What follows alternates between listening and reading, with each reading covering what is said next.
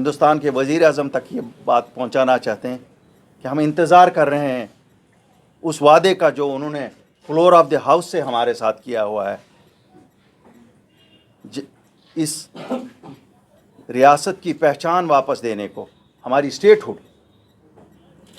جو وعدہ انہوں نے ہمارے ساتھ کیا ہے جب ہم لوگ اپنی پارٹی کے گٹھن کے بعد گئے، which is an unprecedented thing. A party formed in Jammu and Kashmir goes and calls on the leadership of this country, which is otherwise an anathema in Jammu and Kashmir. This used to be an anathema.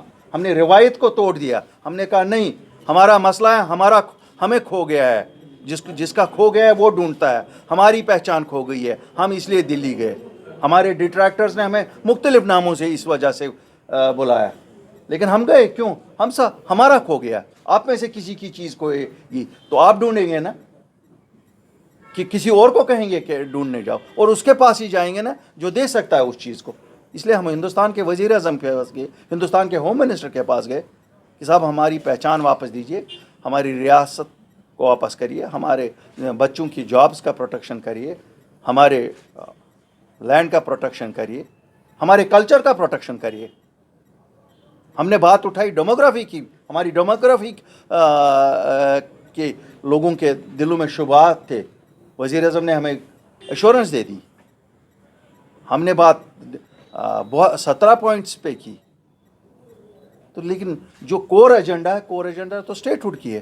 اب جب واپس we take the credit, اپنی party takes the credit for this that ہم نے سیاست واپس شروع کی. یہاں ڈیموکریسی کی روح ہوتی ہے پالیٹکس. جس پالیٹکس کو 5 اگست 2019 کو خیرآباد کیا گیا تھا، جس نے بھی کیا تھا، ہم نہیں کہتے ہیں کیا ہوا تھا، لیکن ہم لوگ سامنے آئے، ہم نے کہا نہیں، واپس we have to go ahead. کوئی فیصلہ ہمارے لیے کوئی خوشی کا فیصلہ نہیں تھا 5 اگست 2019 والا.